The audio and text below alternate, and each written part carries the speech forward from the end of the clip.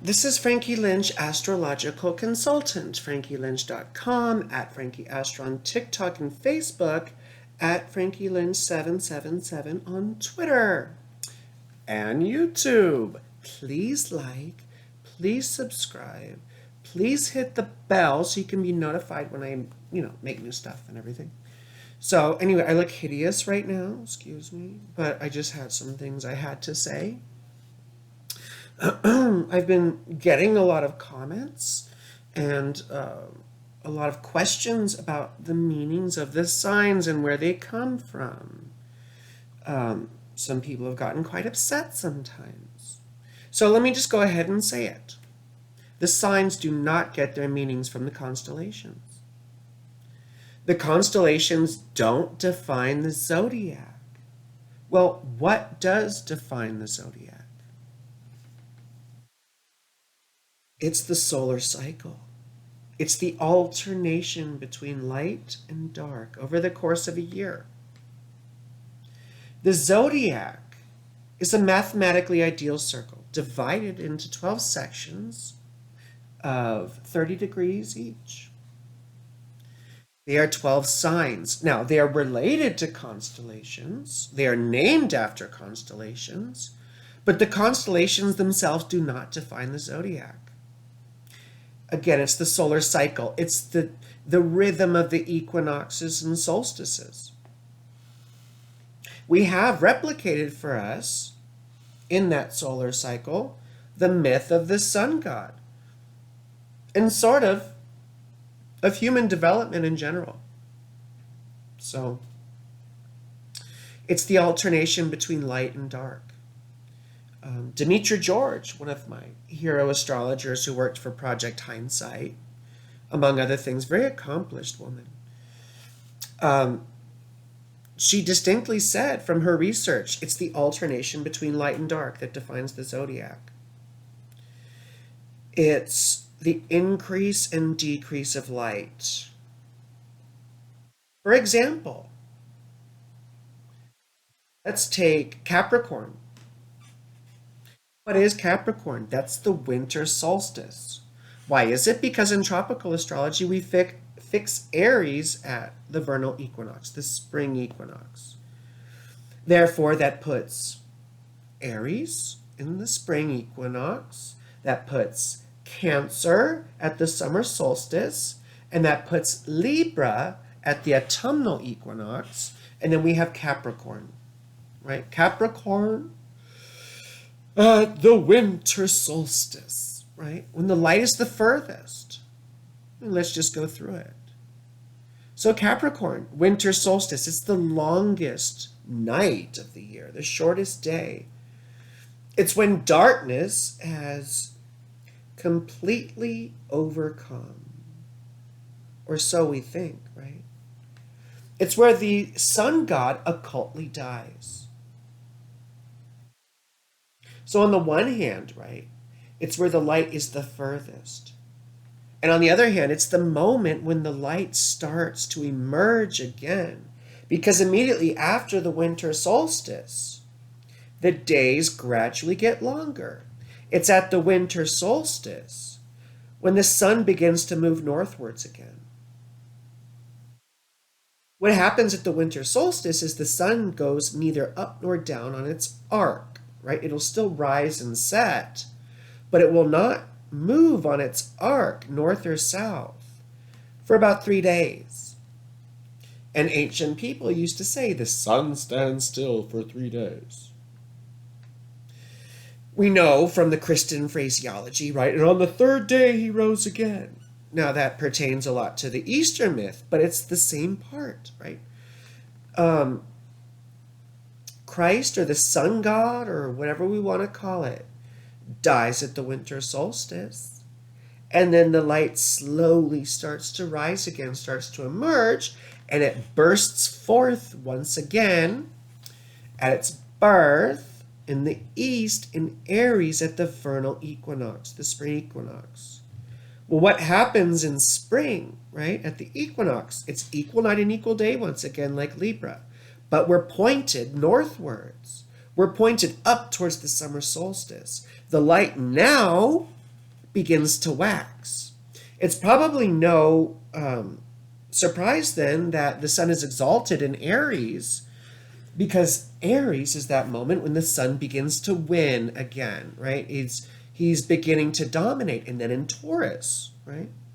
Taurus, then the light has firmly dominated once again. So Aries, right? Now, as we were saying, the signs primarily get their meanings from several main sources. Number one, it's their place in the solar cycle. Number two, it's the planets that rule them. Number three, and we'll lump these all together, it's their element, modality, gender, right? And for gender, we can say active, passive, or yin or yang. It's not, necessarily a whole thing, but we can understand it in terms of polarity, yeah? So anyway, so Aries is the beginning of it all, and it's a cardinal sign, right? It's fire, right? And it's masculine or yang, yeah. But it's that moment in the solar cycle when the light starts to win. So we're bursting forth, right? Like Aries does. It begins things like cardinal signs do. It's fire, so it has the fire energy, right? It's active. It's not a passive thing. It's come from Capricorn. Capricorn, right? That is a feminine sign, or yin. It's also earth, right? So it's more material. And it's at the winter solstice. So like we said, it's the death and the rebirth. It's ruled by Saturn.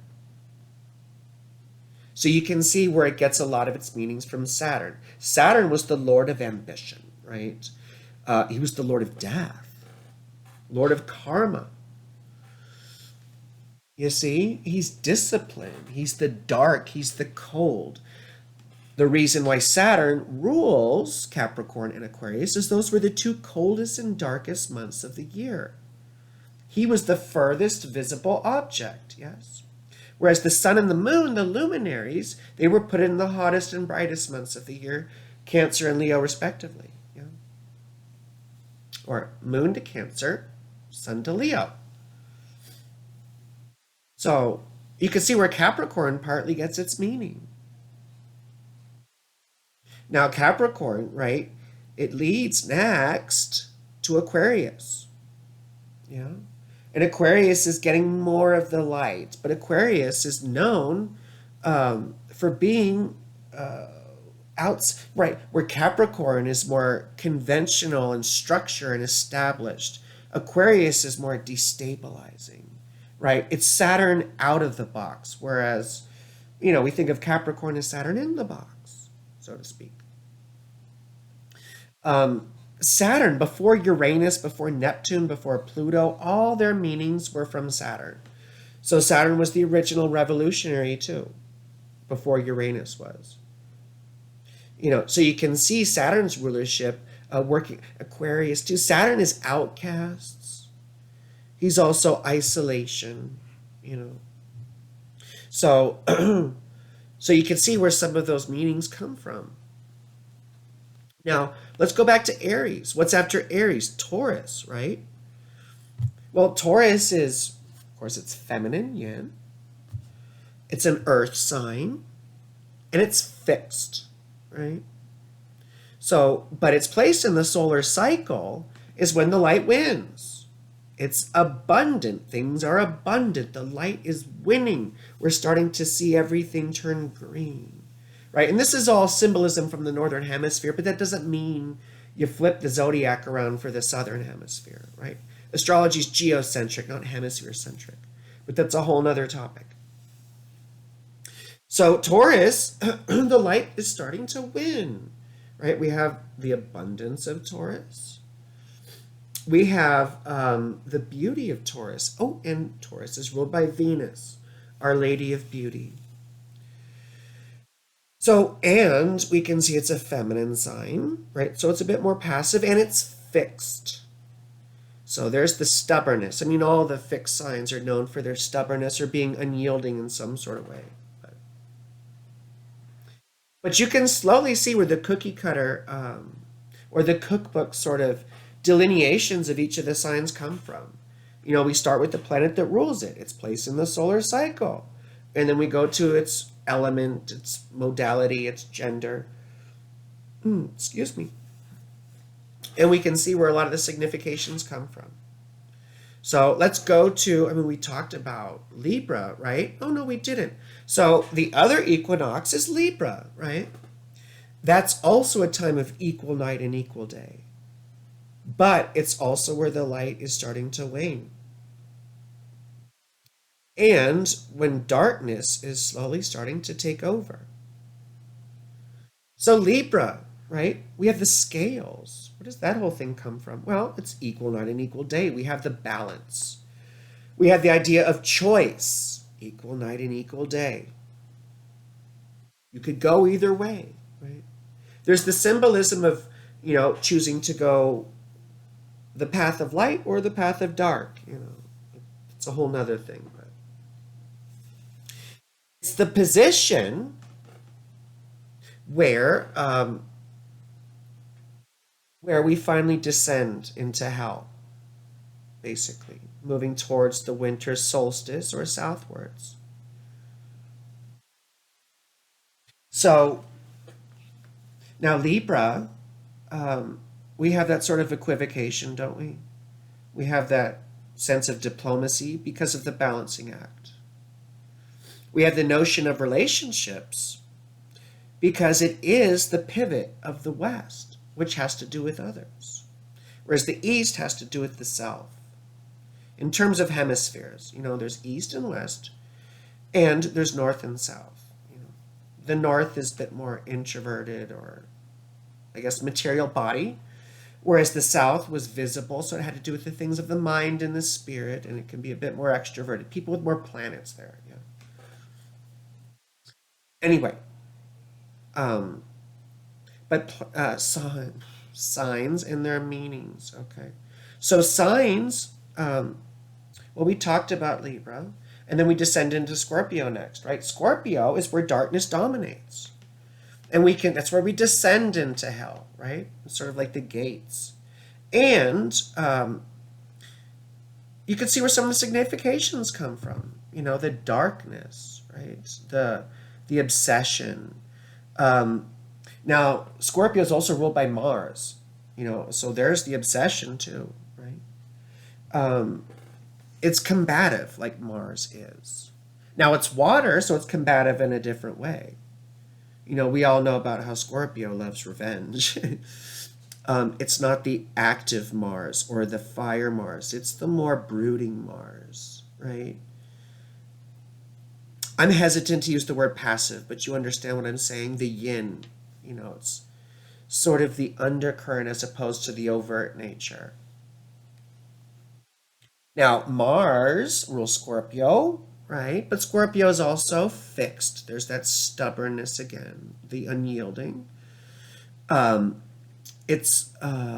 we talked about the feminine nature, and then it's water, of course.